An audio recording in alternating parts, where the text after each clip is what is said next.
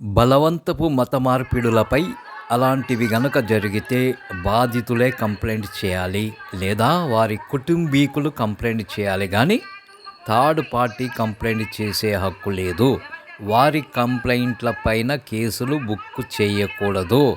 అలా చేయడం న్యాయాన్ని, మత స్వేచ్ఛను అపహాస్యం చేయడమే అని సుప్రీంకోర్టు తీర్పిచ్చినా మత ఛాందసవాదుల దాడులు మాత్రం ఆగడం లేదు. ఇక్కడ ఆర్ఎస్ఎస్ వారే రంగంలోకి దిగి చర్చీలపై తాళులకు తెగబడడం చూస్తున్నాము. చూశారుగా ఆ నిక్కరవాలాలను.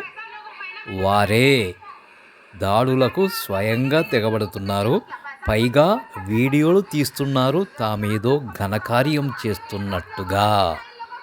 న్యాయస్థానాలు ఎన్నిసార్లు తలంటినా బుద్ధి రాదు ఈ మత ఛాందసులకు.